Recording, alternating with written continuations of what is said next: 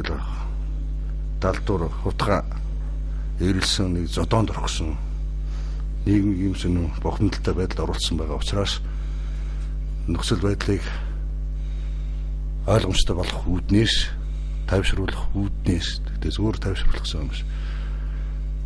Зарчмын амин чухал Монгол өмнө өмнө тулгарч байгаа асуудалтай холбогдуулаад улс төрийн мэдээлэл хийсэн зүйтэй гэж би үзлээ. Тийм үүднээс Монголын ард түмний хянаж шалгаараа нэм мэдээллийг би эхнээс нь таахын уншаад танилцуулъя. Сүүлийн өдрүүдэд Монгол улсад үүсэж байгаа улс төрийн нөхцөл байдалтай холбогдуулан улс төрийн үнэлт төгнөлт өгч өөрийн байр суурь илэрхийлэхийг зарим нам хөдөлгөөн олон нийтийн байгууллагын удирдлагууд болон Монгол орны өнцөг булан бүрээс шударгаас манай улсын тусгаар тогтнол ард түмний язгуур ирэх ашгийг дээдлэн олон хүмүүс над руу уцтаж та яагаад үнэн шудраг үгүй хэлэхгүй байна амаа хөдөлчихсөн юм уу гэж асуух боллоо. Нэг хэсэг нь өөрснийхөө явцуу ирэх ашиг хөөцөлдүүлэхийн тулд сурсан аргаараа хүний гараар могоо бариулах гэж намайг турхиж байгаач би мэдэж байна. Нөгөө талаас Баасан гарагийн өглөө 6 цагт явагдсан Монгол улсын 3 дахь ерөнхийлөгч Монгол ардын хувьсгал намын дарга намрын хөрийг баримтлан саадуулах балмад үйл ажиллагаанаас үүдэлтэй бий болсон айдас зөвүүдэл энэ докторгүй байдаас улс оронд хүмүүс юу бодоод байгаа талаар надаас асуух нь гарсаагүй зэ. Тийм болохоор би энд хариулт өгье. Ард иргэд улс төрийн нам хөдөлгөөнүүдийн хүсэж байгаа улс төрийн жинхэнэ үнэлт үнэлт үүсэж байгаа нөхцөл байдлаас гарах ам зам гарсын Монгол улсын үндсэн хууль заагдсан ёсоор Монгол улсын ард түмний эв нийтлийн баталгааг хангах ёстой Монгол улсын ерөнхийлөгч өөр хүнсийнхээ дагуу хийх ёстой. За ард түмнээс сонгогдсон тэрийн төвшөөч бас хамтраад нэгсэн чуулганаараа тогтоол гаргаад үүссэн нөхцөл байдалтай холбогдуулан бас өөрсдийн байр суурийг илэрхийлж улс орныг доктортой байдалд үндсэн хуулийн хүрээнд нь оруулах өөрийг энэ улсууд бас хүлээсэн байдаг. Гэтэл Баасан гарагаас хойш өчнө хугацаа өнгөрлөө Монгол улсын ерөнхийлөгчийн зүгээс улсын хурлын зүгээс энэ ажлыг хийгээгүй учраас олон түмэн шаардсны дагуу бол аргагүй миний бие энэ тэдний өмнөөс энэ үнэлт үнэлтийн нөхөс үр аргагүй л хөрсөн учраас та бүхэн өнөөдөр суудж байгаа. Нөгөө талаас бол дугаа байдгийн учрын бол Монголын ард түмний хянаж шалгуурыг үүссэн цагаас хойш 2 жилийн турш бие биенийгээ түлхээд бүртгэн бүртгэхгүй гээд байгуулан байгаа мөлтөр улсын бүртгэлд хүлээж авахгүй ингээд цаг хугацаа бүтэн 2 жил гаруй хугацаа авчихсан байсан юм аа. Тэгээ өнөөдөр өглөө бол улсын бүртгэлийн газар бол аль бисаар Монгол ард түмний хянаж шалгуурыг яг энэ дөрмийнхэн хүрээнд заасан үйл ажиллагааны хэмжээнд нь баталгаар болоод аль бисаар бичиг баримтуудаа гардуулсан учраас тэгээд эрхчин хувьд бол Монголын ард түмний хянаж шалгуураа мэдгэл хийх бүрэн эрхтэй болж байгаа маа. Тийм учраас бид нар өнөөдөр дуурч байгаа маа.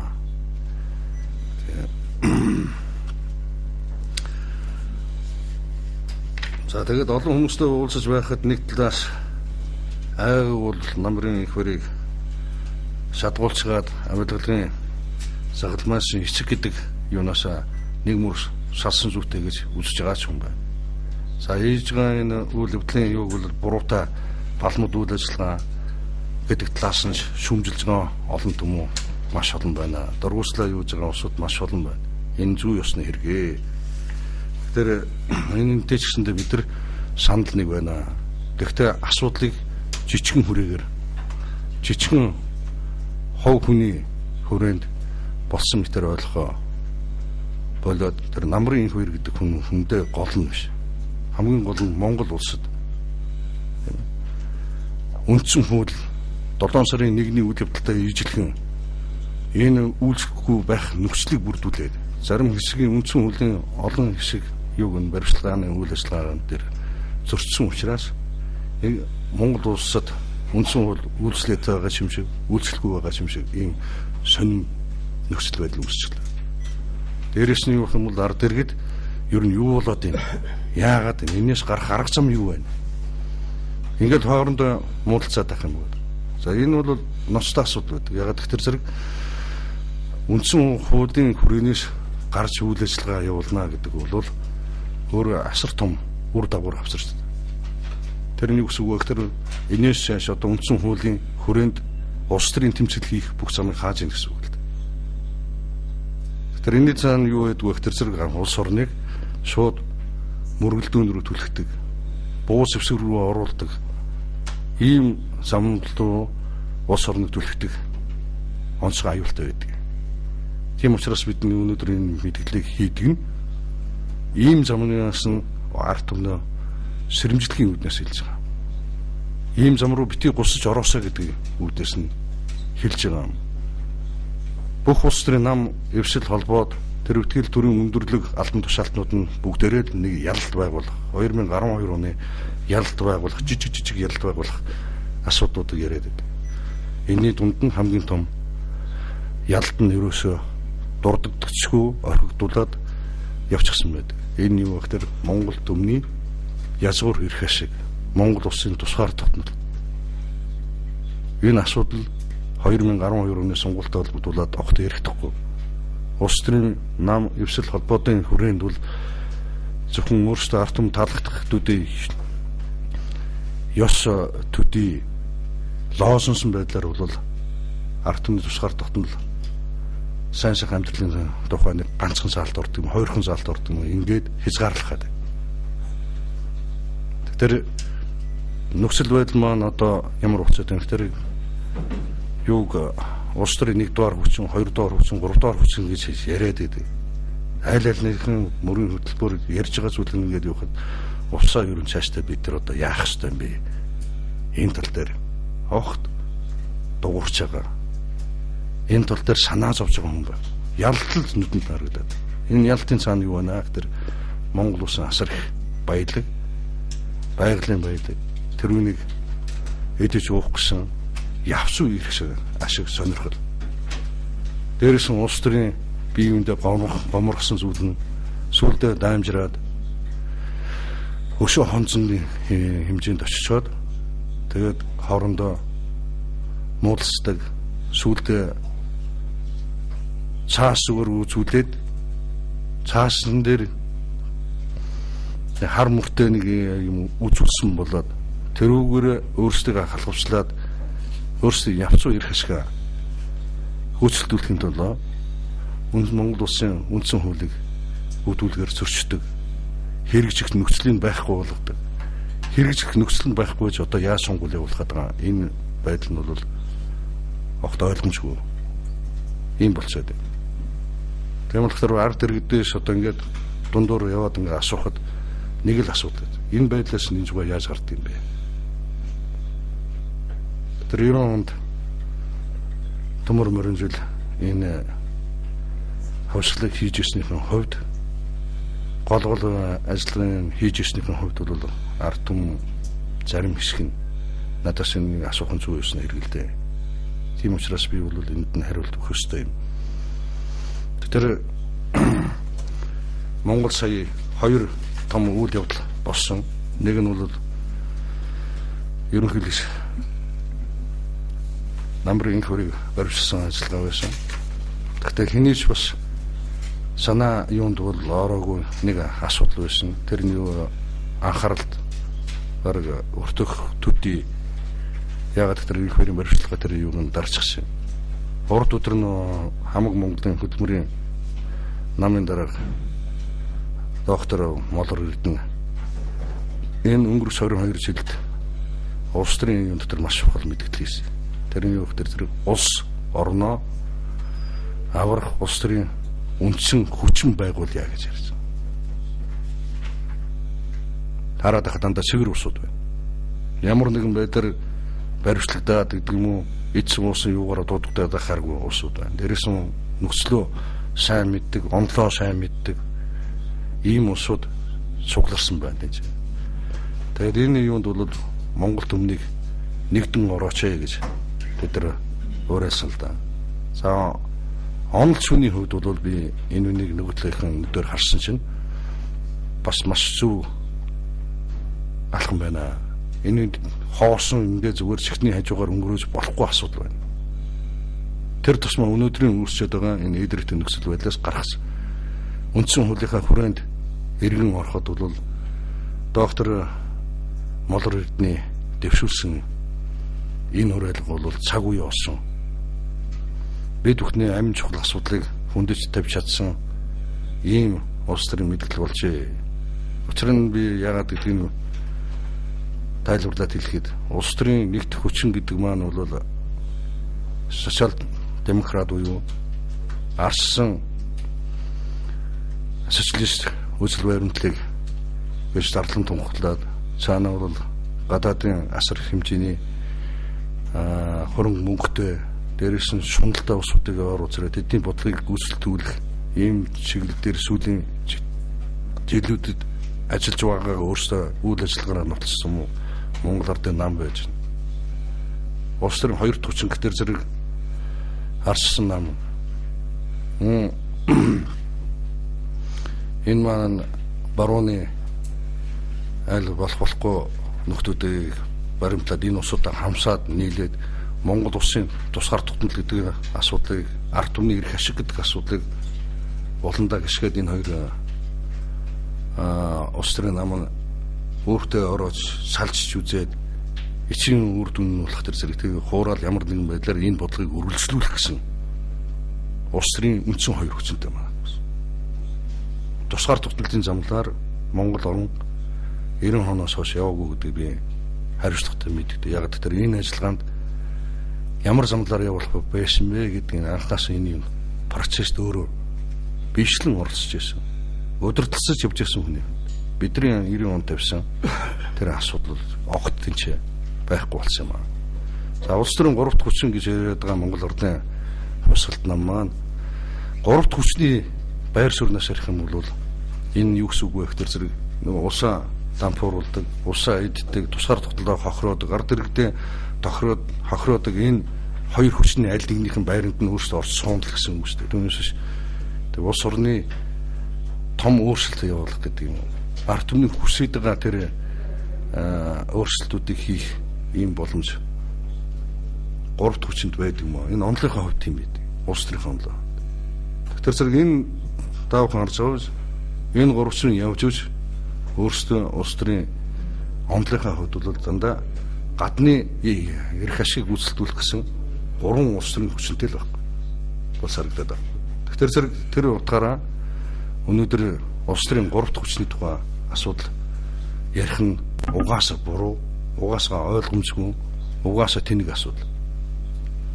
Өнөөдөр юу идчихсэн уучсан улс орныг дампууруулсан байгаа байдалтай холбогдуулаад ард иргэд бол төрийн шудраг албан тушаалтнууд ч гэсэндээ Монголд зүй ёсныхан өөрчлөлт хийгээсэй. Энэ шудраг бус явдлыг халаасаа ард иргэд нь маргааштай итгэлтэй байх энэ амьдралтай золгомоор байна гэж ярьж байна. Энийг хүсэж байна. Гэтэл энэ үнийг илэрхийлж гардаг улс төрийн хүчин Монголд харамсалтай байна. Энэ 22 жилийн хугацаанд бол байшингүй. Тэгэд анхны удаа доктор Молор Эрдэнэ харин энэ үнийг бол олж хараад улс төрийн улс орноо аврах улс төрийн үндсэн хүчин гэж зарлж гарч байгаа нь бол онлынхаа хувьд ч гэсэндээ маш зөв бөгөөд тавьж байгаа зорилтынхаа хувьд ч гэсэндээ их зүйтэй юм байна. Тийм учраас биш үү өнөөдрийн хэвлэлийн байгууллага би энэ доктор Молор Эрдэнэтэй баяр хүргээд энэ үйл ажиллагаанд нь нэгдэн оролцож босноо хүсэлтэй байгаагаа илэрхийлмээр байна. За зөвхөн илэрхийлэхийн хажуугаар энэ эвсэлт дэгдэж орохдоо би зүгээр хоосон ормооргүй байна.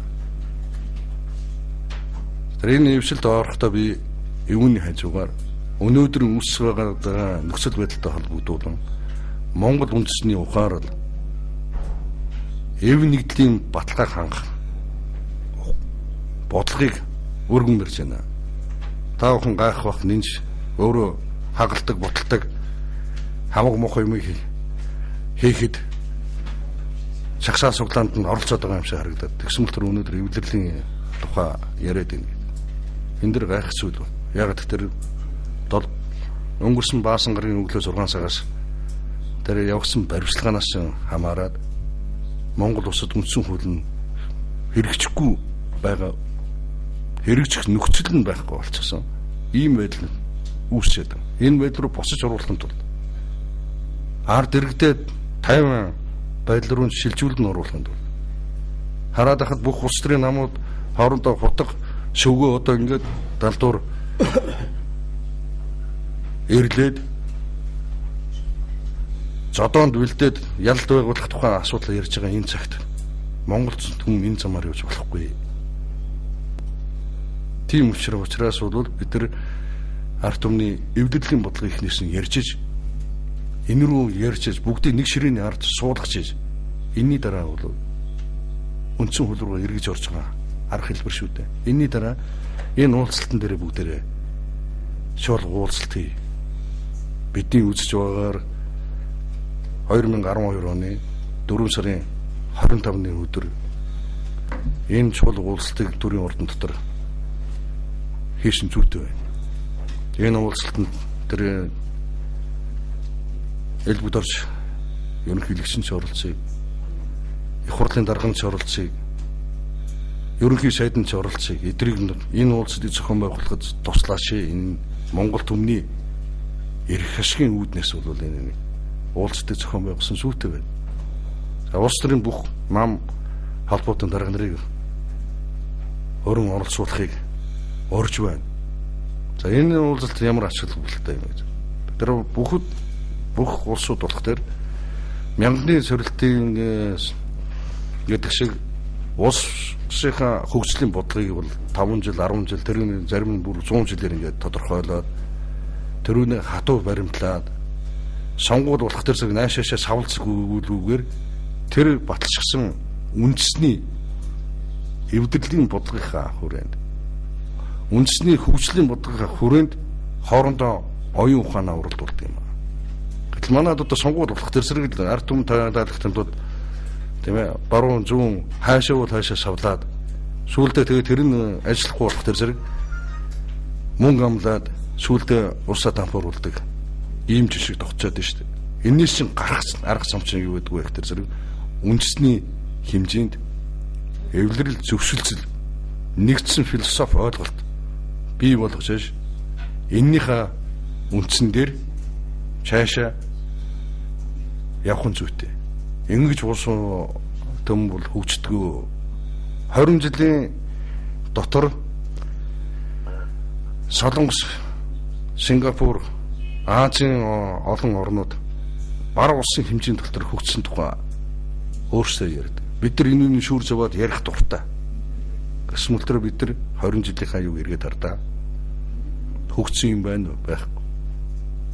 Энэ яагаад тэр зэрэг үндэсний ийм эвлэрлийн бодлого философи Монгол төмөнд энэ 20 жилийн дотор бол ерөөсөө гарсангүй. Тэр энэ нэг бүгд бий болгоё. За цаашлаад нэг асуудал байдаг.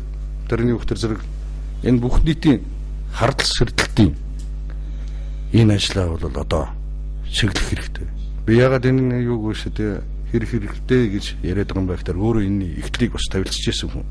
Ард түмний хяншлах хорооны юунд цугларсан материалыг ард түмэнд эргэж хөрөх замаар Монголын нийгэм тухайн үед өвчлөсөн байна. Болохгүй байна гэдгийг ойлгож ирсэн хүн байгаагүй. Тэр үед үштэй нийгэм маань болохгүй болцсон байна гэдгийг хэлхийн үүднээс бол бид нар бол энэ шүмжлийг бол эхлүүлсэн үнэ. Одоо бол үштэй цэцэрлэгийн хүүхд ч гэсэндээ Монгол түмэн болохгүй байна. Бидний аж амьдрал болохгүй байна гэдгийг ойлгодог болчихсон. Энээс шаш одоо харлуулад яриад ах юм байхгүй бас. бүгдийг одоо ойлгомжтой болсон.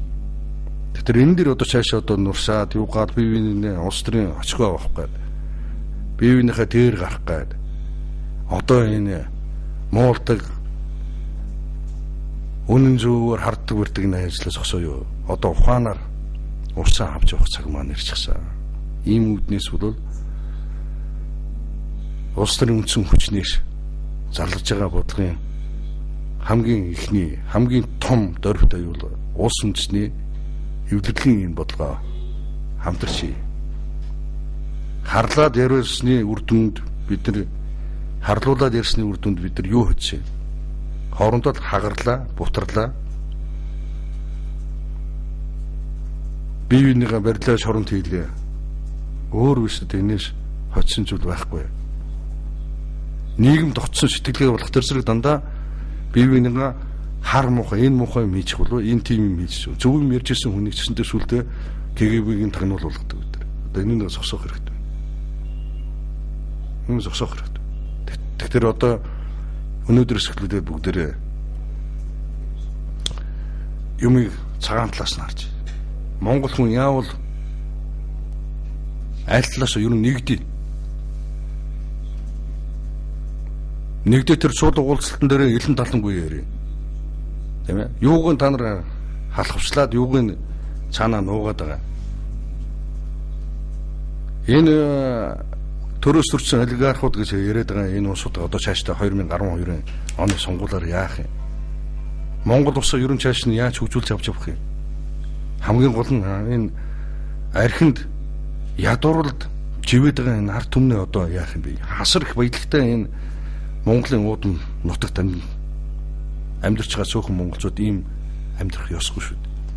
Тэгэхээр энэ нэг яаж ард түмнөө маргааш амьдралтай баталгаатай болгож зодгуулах уу? Энэ нэг бүгдээрээ сууж яриа л да. Ийм цаг нь ирчээд улс орны хөгжлийг хараад хахад хүн яг ийм замаар явдаг юм.